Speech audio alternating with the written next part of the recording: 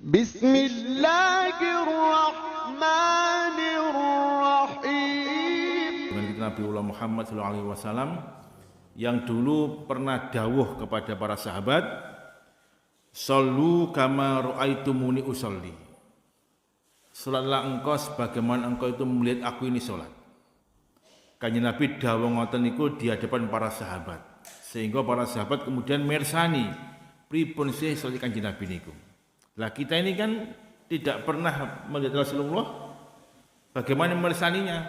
Ya kita mengambil dari riwayat dari para sahabat dan juga ijtihad dari para ulama fikih, sehingga kemudian kita ini salatnya pun juga setidak-tidaknya saged niru kanjeng Nabi. Jamaah rahimakumullah, kenapa kita hari ini kita bahas salat? Keranten salat niku adalah amal yang istimewa. Amalan utama yang pertama kali dihisab di antara amal-amal nanti yang kita bawa di hadapan Allah Subhanahu wa taala. Jadi kita nanti jamaah membawa banyak amal-amal kebaikan. Kita bawa di hadapan Allah Subhanahu wa taala. Tidak ada satu pun yang bisa kita sembunyikan. Elek apik ketok kabeh. Yauma idzin tu'raduna la takhfa minkum khafiyah. Pada hari itu semuanya Allah tampakkan amal-amal kita. Baik, jelek kita ditampakkan oleh Subhanahu wa taala dan tidak bisa kamu sembunyikan. Nah, di antara amal-amal yang kita bawa itu yang dipanggil pertama kali adalah salat kita. Ya, salat kita. Kalau salatnya baik, insya Allah semua amal-amal kita juga baik. Tapi salat kita kalau jelek ya musibah ya. Makanya kemudian hari ini kita mencoba untuk membahas bagaimana Rasulullah itu salat mulai dari takbir sampai dengan salam. Sehingga insyaallah salat kita ini bisa diterima oleh Subhanahu wa taala.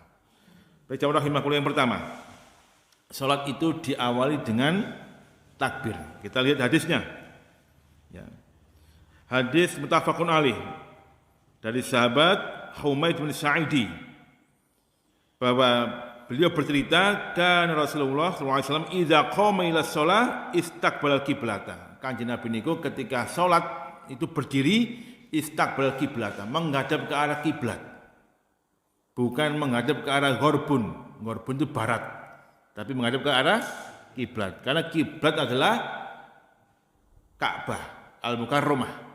Sedangkan ghorbun kalau kita tarik ya bisa ke Afrika juga nanti. Nah, makanya alhamdulillah ini sudah dipatenkan ke arah kiblat. Wa rafa yadahi, kemudian beliau mengangkat kedua tangannya, wa qala Allahu akbar, dan beliau kemudian mengucapkan Allahu akbar. Jadi menghadap ke kiblat kemudian mengangkat kedua tangannya dan mengatakan apa? Allahu akbar. Dan itu tidak boleh diganti dengan kalimat yang lain. Itu kan orang Arab, Ustaz.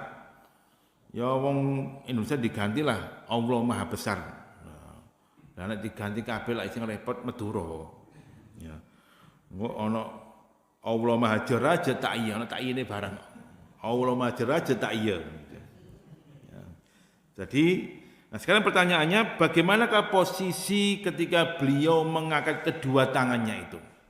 Ada 3 riwayat yang saya ambil ya. Yang ini semuanya insya Allah yang paling kuat. Yang pertama hadis dari Abdullah bin Umar, bahwa beliau menceritakan kana yarfa'u yadai hatwa mangkibai. Rasulullah kalau mengangkat dua tangannya itu sejajar dengan pundaknya, hatwa mangkibai. Ini pundak ini. Maka ketika takbir Allahu akbar sejajar dengan pundak, hatwa mangkibai. Ya, Allahu akbar. Nah, posisi takbirnya jamaah rahimakumullah ada di 4 tempat. Rasulullah itu kalau takbir mengangkat tangannya ada di 4 tempat. Yang pertama, iza iftazahas shalah, ketika memulai salat itu harus ya mengangkat kedua tangannya, Allahu akbar. Ini kalau para ulama fikih mengatakan ini adalah rukun, jadi wajib dilaksanakan. Ya. Yang kedua, wa iza kabbara liruku, ketika takbir ke ruku, Allahu akbar ruku. Ini sunnah hukumnya. Kemudian wa idza rafa'a ra'sahu, ketika i'tidal, sami Allahu liman hamidah. Ini juga hukumnya sunnah, diangkat kedua tangannya ya. Kemudian ketika menuju ke rakaat yang ketiga. Jadi setelah duduk tahiyat awal ya, Kemudian Allahu Akbar, sunnahnya mengangkat kedua tangannya. Jadi ada di 4 tempat, tapi yang wajib adalah ketika takbiratul ihram. Ya. Itu yang pertama. Wa kana yaf'alu dzalika fi sujud, dan beliau tidak melakukan itu ketika sujud. Jadi ketika dari i'tidal ke sujud tidak usah mengangkat kedua tangan. Jadi yang pertama posisinya adalah hatwa mangkibai, ketika mengangkat kedua tangannya sejajar dengan pundak. Ini riwayat yang pertama. Yang kedua, tadi riwayatnya muttafaqun alaih, Bukhari Muslim. Wa fi sahihil Muslim an Malik bin Khuwairis. Dalam Sahih Muslim dari sahabat Malik, ya, diceritakan bahwa kana iza kabbara rafa'a yadayhi hatta yukhadhi bima uzunahi. Rasulullah itu kalau mengangkat kedua tangannya itu sampai sejajar dengan telinganya. Allahu Akbar. Ini telinga ini. Allahu Akbar. Ya. Ini riwayat yang kedua dari sahabat siapa? Malik bin Khuwairis. Allahu Akbar. Itu pendapat yang kedua. Yang ketiga, dari sahabat Wa'il, bahwa Rasulullah itu kalau mengangkat kedua tangannya, wahaza bi ibhamaihi uzunahi. Beliau mengangkat kedua tangannya sampai kedua ibhamaihi. Ibhaman itu jempol. Jempolannya sejajar dengan telinganya, dengan daun telinganya. Allahu Akbar. Ini daun telinga. Nah, begini. Jadi ada 3 pendapat. Ada 3 cara yang harus dilakukan. Pertama, sejajar dengan pundak. Begini boleh, begini juga boleh. Pokoknya sejajar dengan pundak. Yang kedua, sejajar dengan telinga. Allahu Akbar. Telinga. Yang ketiga, 2 jempolannya ini ya sejajar dengan telinganya. Nah, ini ya. Ini hadis juga riwayat Bukhari. Nah, jemaah rahimakumullah, itu ketika posisi takbiratul ihram atau mengangkat kedua tangannya. Baik. Kemudian setelah mengangkat kedua tangan, beliau bersedekap. Bagaimana posisi beliau bersedekap? Sahabat Wa'il bin Juhrin itu bercerita, "Sholaitu ma'a Rasulillah, saya ini pernah sholat di belakang Rasulullah. Kemudian saya lihat wa wadu'a yadal yumna al yadil yusra. Beliau meletakkan tangan kanannya di atas tangan kirinya. Ala sadri, di atas dadanya. Ini dada namanya. Jadi Allahu Akbar, tangan kanan di atas tangan kiri. Langsung wa wadu'a yadal yumna al yadil yusra. Nah, enggak muter-muter. Enggak, tapi langsung ya gini ya. Di atas dadanya. Ini dada namanya. Ini riwayat yang pertama. Ya, nanti ada lagi. Nah, kemudian posisi tangan kanannya itu di mana? Ya, kita lihat ternyata Rasulullah itu dalam posisi tertentu beliau meletakkan tangan kanannya itu di 3 posisi. Pertama, summa wadu'a yadal yumna ala dhahri kafri yusra. Pertama beliau meletakkan tangan kanannya di atas punggung telapak tangan kiri. Ini namanya punggung telapak tangan kiri, dhahril yusra. Begini. Ini pendapat yang pertama. Di satu lain beliau juga pernah meletakkan warusgi. Rusgi itu pergelangan tangan, begini. Nah. Kemudian ketiga wasaidi, itu adalah lengan, begini. Nah. Jadi ada 3 posisi, monggo panjenengan pilih yang mana. Yang pertama diletakkan di punggung telapak tangan, ini. Yang kedua di pergelangan, ini. Yang ketiga di lengan. Semuanya hadis sahih. Ya, wa sahahahu Ibnu Huzaimah wa ghairuhu.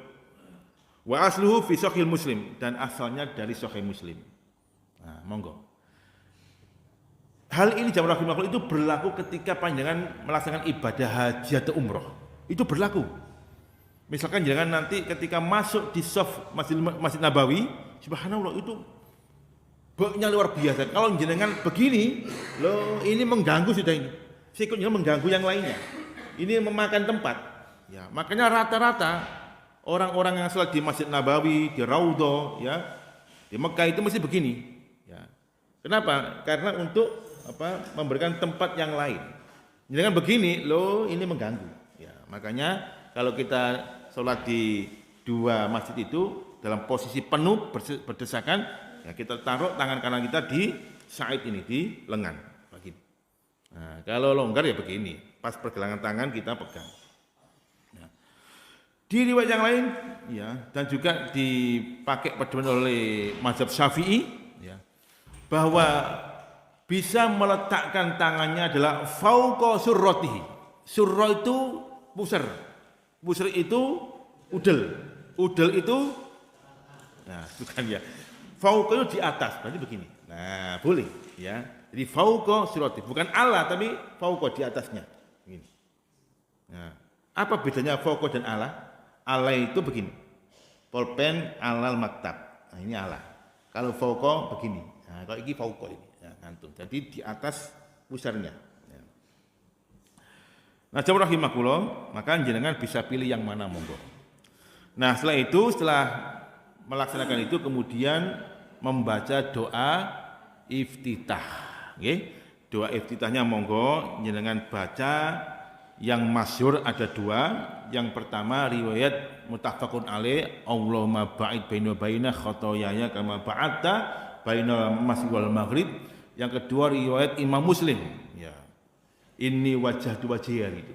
Ya, monggo semuanya boleh kita amalkan, tidak ada hubungannya dengan organisasi.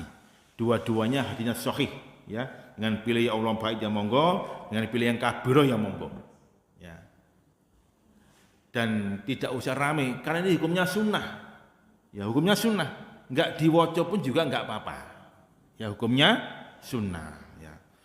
Kemudian, ya, di rakaat yang pertama setelah kita membaca doa iftitah, di rakaat yang pertama disunahkan membaca ta'awud. Di rakaat yang pertama, sebagaimana Rasulullah ketika sholat di rakaatil ula, ya, fasta'adz Rasulullah di rakaatil ula. Beliau ya membaca ta'awud di rakaat yang pertama. Dan ini juga hukumnya sunnah, ya. Yang wajib mana? Yang wajib Al-Fatihah. Setelah kita membaca ta'awud kemudian kita baca Al-Fatihah. Nah, saya ingin bahas sedikit tentang Al-Fatihah ini supaya ini parameter sahnya salat kita di sini Al-Fatihah ini. Bahkan imam itu ya bisa berakibatkan makmumnya dosa kalau ada makmum yang fasih Al-Fatihah ternyata nyumanggakno tiyang sing gak fasih Al-Fatihah dadi imam. Nah, makmumnya itu dosa. Ya, hati-hati. Karena Al-Fatihah ini hukumnya wajib. La sholata liman lam yaqra bi Fatihil kitab. Tidak dianggap salat orang yang tidak membaca Al-Fatihah. Al-Fatihah ada berapa ayat? 7 ayat. Sab'ul masani. 7 ayat yang dibaca berulang-ulang. Ini enggak boleh kurang dan enggak boleh lebih. 7 ayat. Diawali dengan basmalah. Karena bismillah itu termasuk ayat dari surat Al-Fatihah. Ini sudah sepakat jumhur ulama. Ya. Kecuali ayat di surat An-Naml itu bukan Al-Fatihah. Wa innahu min Sulaiman wa innahu bismillahirrahmanirrahim. Kalau Al-Fatihah basmalah adalah surat. Kita baca 7 ayat. Bismillahirrahmanirrahim. Alhamdulillahirabbil alamin. Arrahmanirrahim. Maliki yaumiddin. Iyyaka na'budu wa iyyaka nasta'in. Ihdinas siratal mustaqim. Ingat ini, panjang ini. Satu nafas.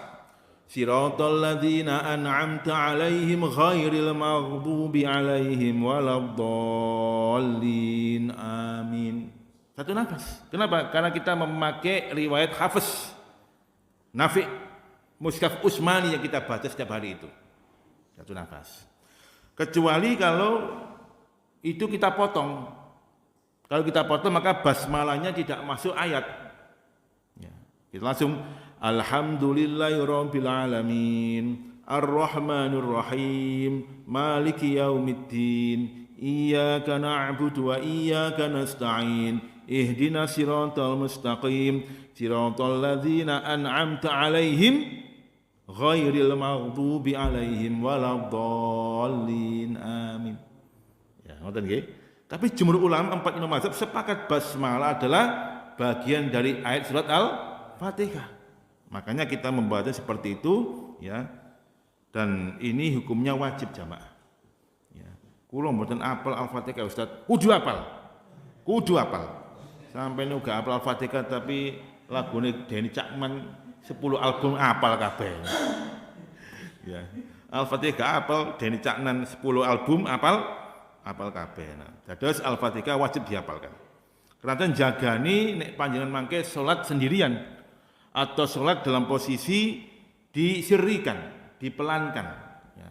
Kalau berjamaah enggak masalah, tapi kalau kita sendirian kemudian atau disirrikan itu yang bermasalah. Maka tidak dianggap salat orang yang tidak membaca Al-Fatihah.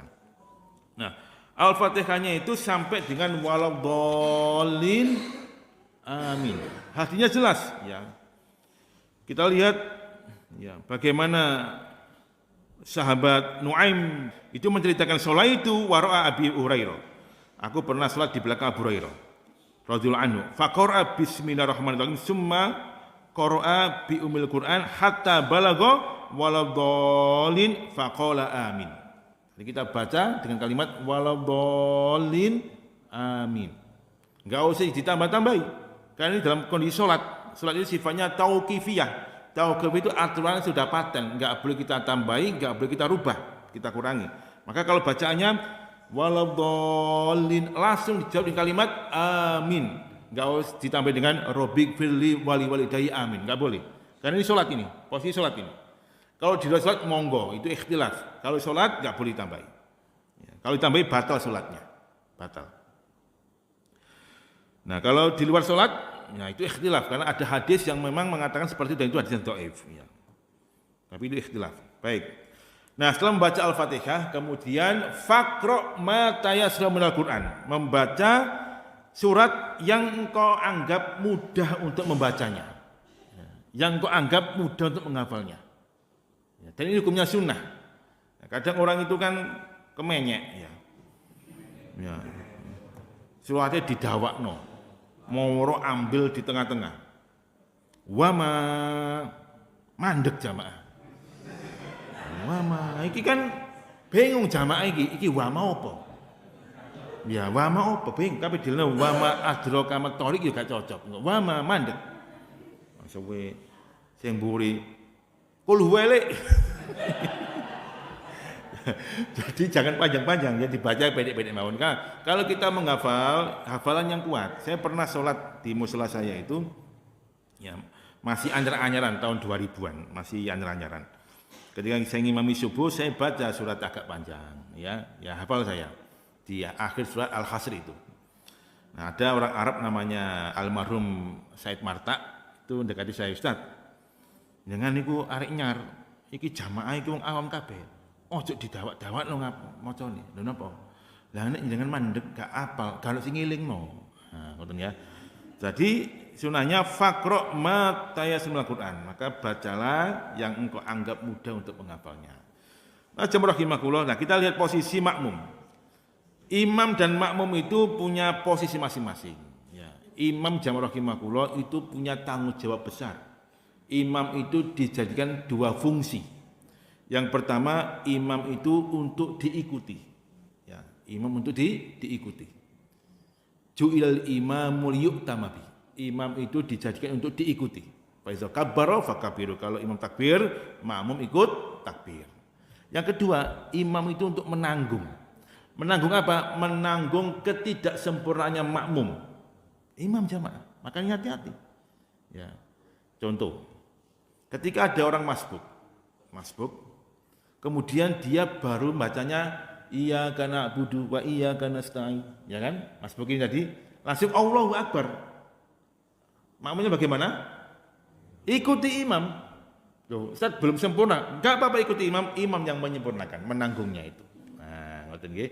Jangan diselesaikan iyyaka na'budu wa iyyaka sampai waladhdallin dedelok imam wis rukuk, wis sujud. Ya, karena kesuwen ya.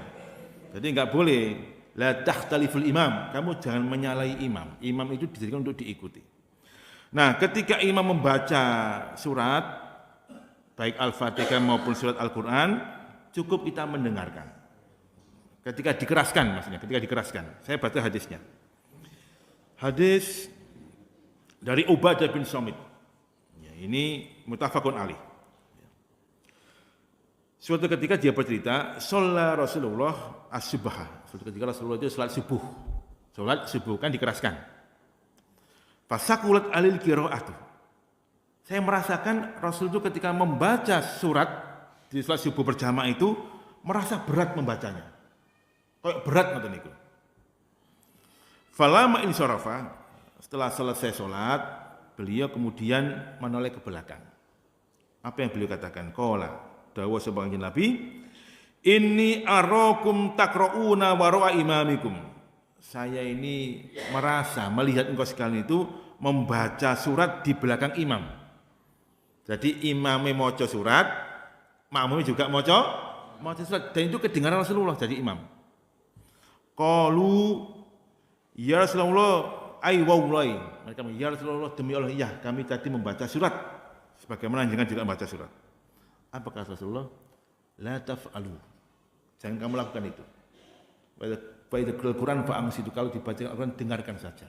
Jangan kamu membacanya. Ya, rawahu muttafaqun alaih dan Ahmad dan Daruqutni wal Baihaqi. Nah, jadi makmum cukup mendengarkan bacaannya imam. Ya. Dalam mazhab Syafi'i, saya tambahkan, jadi kalau 3 imam mazhab, Imam Hanafi, Imam Malik dan Imam Ahmad, makmum cukup mendengarkan bacaannya imam. Kalau mazhab Syafi'i tetap membaca Al-Fatihah, illal Fatihah, kecuali Al-Fatihah, ketika ada jeda antara Al-Fatihah dengan surat. Waladhdallin, amin. Itu imamnya memberikan jeda sekedap untuk memberikan kesempatan makmum membaca Al-Fatihah. Ya, monggo. Jadi kalau kita ingin lebih kuat, ya kita ketika imam membaca surat dengan cara keras, kita cukup mendengarkan. At-taqra'una fi sholati khalfal imam wal imamu yaqra' fala taf'alu, kata Rasulullah. Apakah kamu itu membaca di salat kamu itu di belakang imam, padahal imam itu membaca? Jangan lakukan itu. Nah, ini hadis sahih. Nah, setelah selesai membaca, kemudian kita melakukan yang namanya ruku. Ya, kita lihat bagaimana cara Rasulullah itu ruku. Ya, kita lihat. Hadis dari Humaid bin Sa'idi. Dia bercerita, ana kuntu sholaitu khalfa Rasulillah. Ya, saya ini pernah salat di belakang Rasulullah. Dan aku melihat beliau itu idza kabbara ja'al yadi hadwa mankibaihi wa idza raka'a amkan yadai min rukbatayhi. Jadi ketika saya itu salat belakang Rasulullah, saya melihat Rasulullah itu ketika takbir sejajar dengan pundaknya, kemudian ketika ruku' wa idza raka'a, ketika beliau ruku' amkan yadai, meletakkan kedua tangannya min rukbatayhi, di atas lututnya. Jadi kedua tangannya di atas lututnya. Bisa kita bayangkan ya. Wa hasara dhahru, kemudian beliau ya membungkukkan punggungnya. Ya, jadi punggungnya dibungkukkan sejajar dengan kepala beliau, kemudian kedua tangannya memegang lutut. Fa iza raka'ta falyadhu yadaika ala rukbataika. Kalau kamu ruku, hendaknya kamu letakkan kedua tangan kamu di atas lutut kamu. Nah, saya praktekkan. Jadi ini kedua tangan, ini lutut kita. Jadi Rasulullah, fa iza raka'ta, kalau kamu ruku, falyadhu yadaika ala rukbataika. Ini Allahu Akbar, ini tempur atau lutut. Kemudian hasara daru, kemudian dibungkukkan. Oke? Enggak boleh seperti ini. Kalau begini, dari sini ya, oh. Nah, faiza rafa'a ra'sahu, ketika beliau mengangkat kepalanya, yaitu i'tidal, istawa hatta ya'uda kullu faqarin makanau. Kemudian beliau jejak sampai tulang-tulang belakang itu kembali ke tempat asalnya. Sami Allahu liman hamidah, istawa, jejak sampai tulang belakang itu kembali ke asalnya. Begini, jejak. Sampai jejak jam 50. Baru kemudian Allahu Akbar. Ya, enggak boleh baru gini Allahu Akbar. Ya. Jadi sampai sujud ya.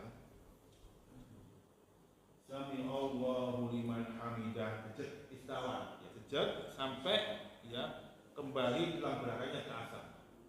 Nggih. Enggak boleh begini. Sami Allahu liman hamidah kayak gini kemudian Allahu akbar. Batas jenenge.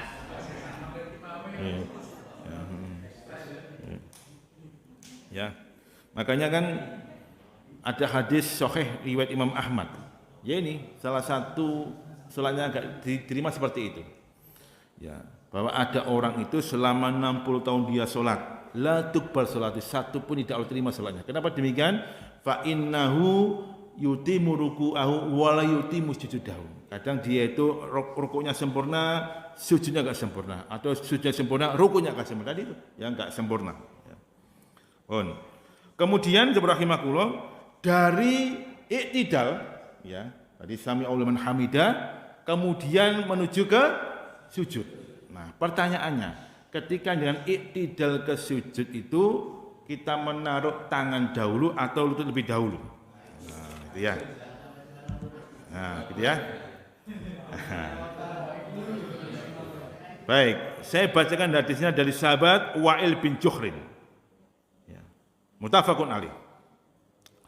Ra'aitu Rasulullah sallallahu alaihi wasallam, saya itu melihat Rasulullah itu idza sajada, ketika beliau sujud, wa doa rukbatayhi qabla yadayhi, meletakkan kedua lututnya sebelum kedua tangannya. Dados lutut lebih dahulu daripada tangan. Dan ini yang dipakai oleh jumhur ulama. Semua empat imam mazhab memakai itu. Imam Syafi'i, Imam Malik, Imam Ahmad, Imam Abu Hanifah, semuanya berpendapat bahwa kalau kita kalau kita sujud itu meletakkan lutut lebih dahulu daripada tangan. Ya. Dan tentunya sahih wal khamsa ila Ahmad. Diriwayatkan oleh perawi 5 kecuali Imam Ahmad. Nah, jamaah rahimakumullah. Ngoten nggih? Nah, bagaimana posisi kalau misalkan tangan lebih dahulu? Kita lihat dari Abu Hurairah, hadis dari Abu Hurairah. Para Rasul bersabda, "Idza sajada ahadukum," kalau engkau itu sujud, ya.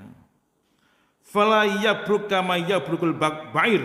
Janganlah kamu itu ya berdekam, ya, turun seperti berdekamnya seekor onta. Jadi larangan sujud seperti apa? Seperti onta yang berdekam. Para sahabat itu bertanya, "Ya Rasulullah, fa kaifa yabrukul ba'ir?" Rasulullah, bagaimana sih onta yang berdekam itu, yang kemudian panjangan larang untuk sujud seperti itu? Dia mengatakan, yadai qabla batai, meletakkan tangannya sebelum lututnya. Ternyata ini malah dilarang oleh Rasulullah. Hadis riwayat Muslim. Nah, tadi jamaah, kecuali kalau sedang uzur, sedang sakit, boyokan, enggak apa-apa ya. Kan itu kan gini.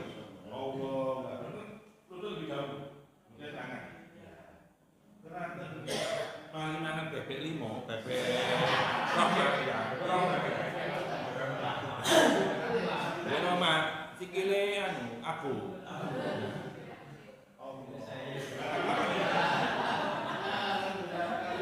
Apa namanya?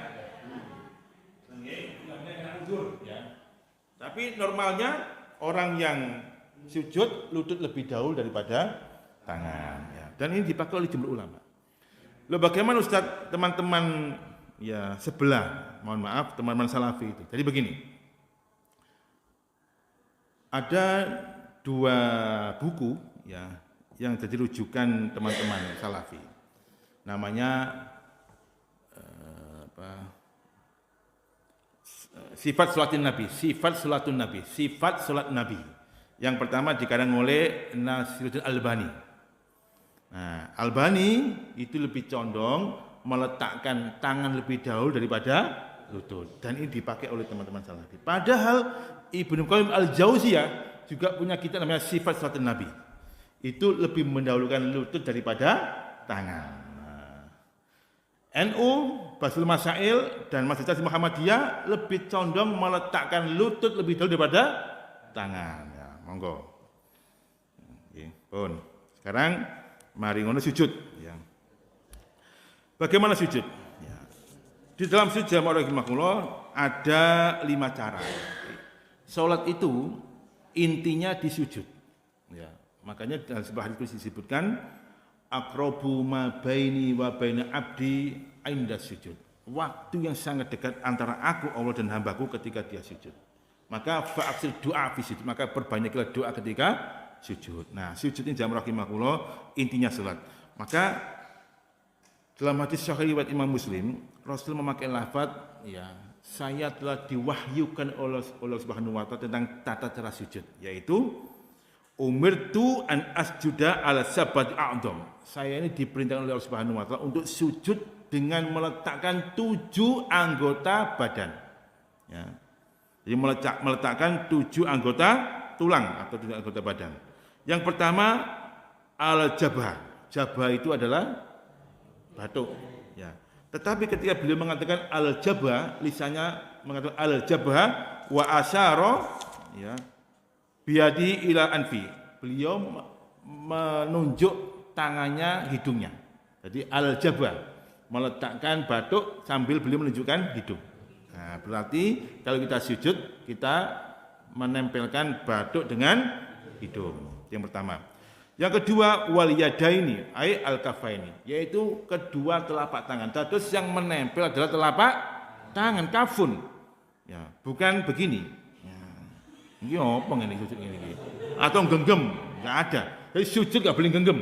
Kecuali kalau kita ini al-i'timad. I'timad itu bangkit dari sujud, boleh kita menggenggam karena untuk menekan. Tapi kalau sujud enggak boleh menggenggam. Ya. Kemudian warukbata ini kedua lutut menempel. Kemudian wa atrafil qadamaini, ujung jari jemari kedua kaki itu sudah menempel. Jadi jemaah rahimakumullah semuanya menempel di atas bumi, ya lantai. Nah, jadi enggak boleh kita taruh diangkat.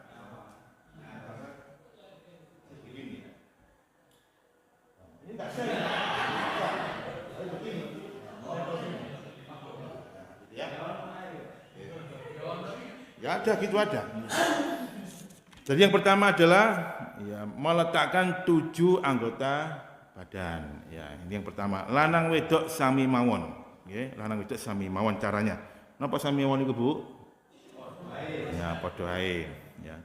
Yang kedua, wadhu ayyadai ghairi muftarisin, meletakkan kedua tangannya tidak boleh di muftarisin, diletakkan di lantai. Jadi diangkat ini. Ya, enggak boleh begini. Nah, boleh gini, harus diangkat. Ya. Wala qabidwan, enggak boleh dirapatkan, enggak boleh. Ya, malah enggak boleh begini, dirapatkan begini. Jadi kalau misalkan jenengan dulu begini Ustaz, gimana? Enggak boleh, ya. Lapung ini iki. Ya, manghalangi napa ngeten iki? Bu, napa ngeten iki, Bu? Kenapa mau ngejek kok ngeten? Ya. Nah, napa ngeten iki?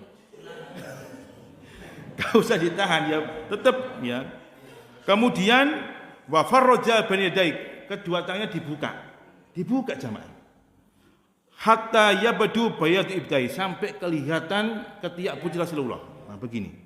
Ya. Sami mawon. Ya, niku wau. Sami mawon apa jenenge mau? Sami mawon apa?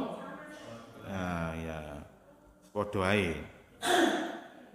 Kemudian wastaqbala bi'atul asabi, ya. Semua jari jemari baik tangan maupun kaki menghadap ke arah kiblat. Nah, saya praktekkan sekarang.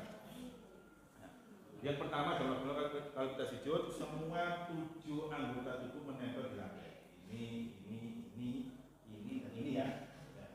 Dan yang menempel telapak tangan, bukan bagian. Ada yang begini, mau sini, pos apa ini ya?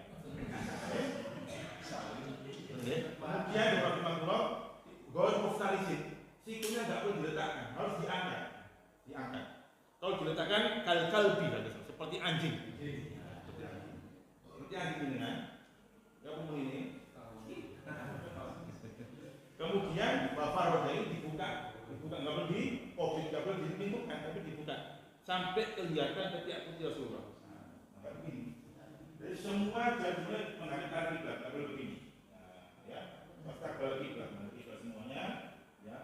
Ini posisinya sama dengan posisi takbir. Di atas telinga, dada, kalau begini, tapi nggak boleh. Ini ya. Nah, ini tidak boleh begini, Bu. Tidak perlu diminggukan. Namanya mobil. Yang benar, ya.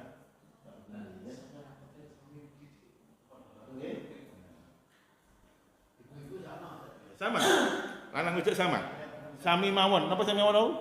Waduh ae, ya. Enggak boleh begini, enggak boleh. Enggak boleh, ya. Diminggukan enggak boleh. Enggak ada fikihnya itu. Jadi semuanya sama. Ya. Bon. Itu sujudnya. Kita lihat beberapa hadisnya ya. Bagaimana idza sajadta fadha kafaika warfa mirfaqaika. Kalau kamu sujud, letakkanlah kedua telapak tangan kamu dan angkat siku kamu. Kemudian hadis yang lain juga demikian ya. Bahwa Rasulullah itu kalau sujud itu dibuka ya sampai hatta yabdu bayat ibtai, dibuka sampai kelihatan dari belakang itu ketiak putih beliau. Ini dibuka ya, enggak boleh dimingkupkan.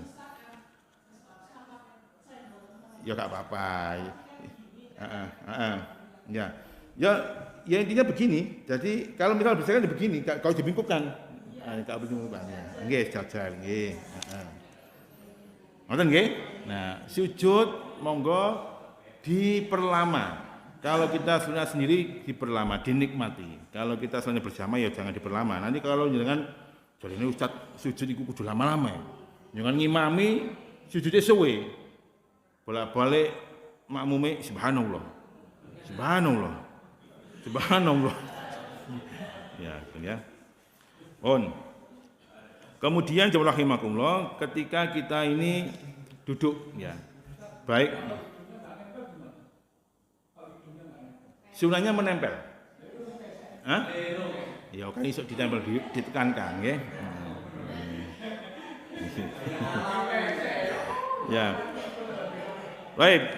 Kemudian duduk tawaruk, duduk iftirasi sama seperti yang kita lakukan ya.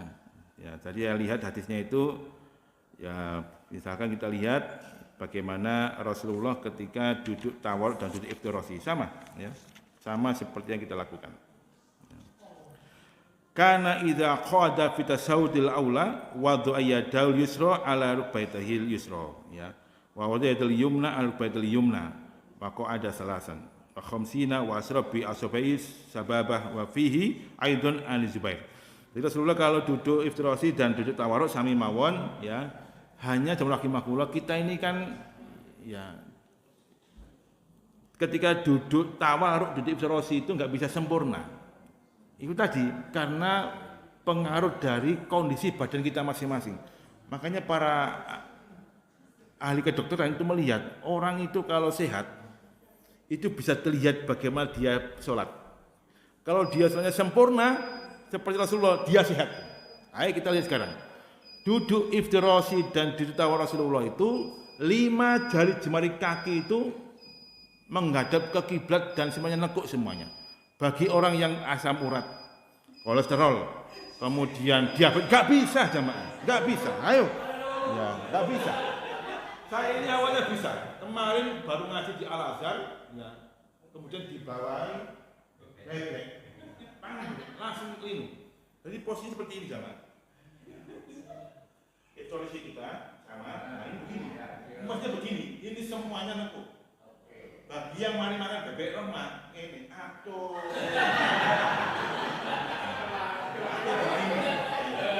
Iya. Duduk kawan seperti ini sama. Mari makan bebek remah.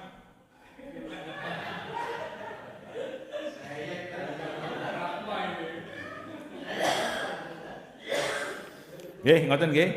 Terus kita lihat struktur tubuh kita itu kelihatan sehat kalau kita ini sedang sholat. Baik.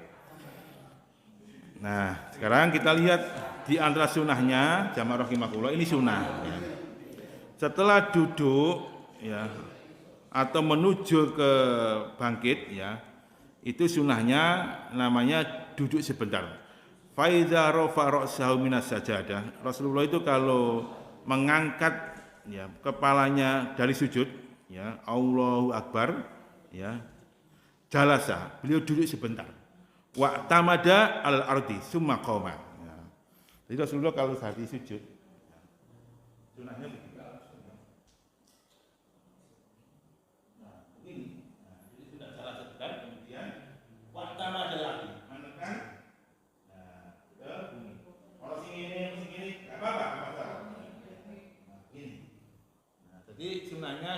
sebentar.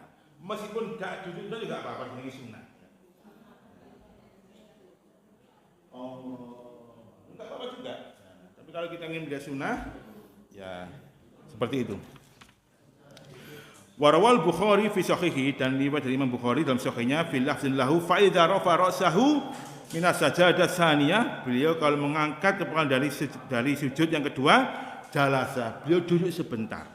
Wa tamadul ardi summa qoma, kemudian menekan ke bumi, ya, kemudian beliau berdiri.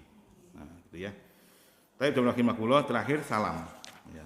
Nah, tahiyat.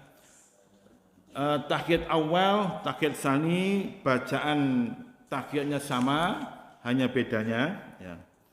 Kalau tahiyat awal itu biasanya sampai dengan asyhadu alla ilaha illallah wa asyhadu anna muhammadar rasulullah, ya kan? Kalau tahiyat tsani atau tasyahud akhir kita sempurnakan semuanya, enggak ada masalah, ya. Nah, kemudian yang membedakan ketika salam. Bagaimana Rasulullah kita ke salam? Hadis dari Wa'il bin Hujrin qala Salaitu ma'an Nabi sallallahu alaihi wasallam. Saya pernah salat bersama Rasulullah, fakana yusallimu an yaminihi. Ketika beliau salam ke arah kanan mengucapkan assalamualaikum warahmatullahi wabarakatuh. Assalamualaikum warahmatullahi wabarakatuh. Wa an simali, dan ke kiri assalamualaikum warahmatullahi wabarakatuh. Assalamualaikum. Jadi beliau membaca dengan lengkap. Wa qala hadza fi bulughil maram, di bulughil maram juga demikian. Nah, jamaah rahimakumullah, adapun doa-doa yang panjenengan baca, ya itu memang bermacam-macam, ya. Ada yang subhanarabbil a'la, ya, monggo, enggak masalah. Tetapi tolong diusahakan, titipan saya, di tasyahud akhir, ya tasyahud akhir, jenengan masukkan doa yang istimewa. Iza tasyahada ahadukum falyasta'iz billahi min arba. Kalau kamu sudah tasyahud akhir, innaka hamidum majid, falyasta'iz billahi min arba. Hendaknya engkau itu meminta perlindungan kepada Allah dengan 4 hal. Ya, Allahumma inni a'udzubika min azabi jahannam, min azabil qabri, wa min fitnatil mahya wal mamat, wa min fitnatil masiihid dajjal. Ya, ini kita baca jemaah. Ini istimewa jemaah. Ini salah satu cara kita supaya nanti di alam barzah kita dibebaskan dari azab kubur. Hanya istiqomahkan untuk berdoa setelah tasyahud akhir membaca itu. Ngoten nggih. Kemudian kalau misalkan nanti Gusti Allah mentakdirkan kiamat, ya kita juga diselamatkan dari fitnah Masiihid Dajjal. Okay? Ini sama rahimahullah, beberapa hal yang sangat singkat berkaitan dengan tata cara Rasulullah itu sholat. Monggo kita berbagi sama-sama, mugi-mugi Subhanahu wa taala merahmati kita semuanya dan menerima semua amal ibadah kita. Allahumma amin. Aku qouli hadza, assalamualaikum warahmatullahi wabarakatuh.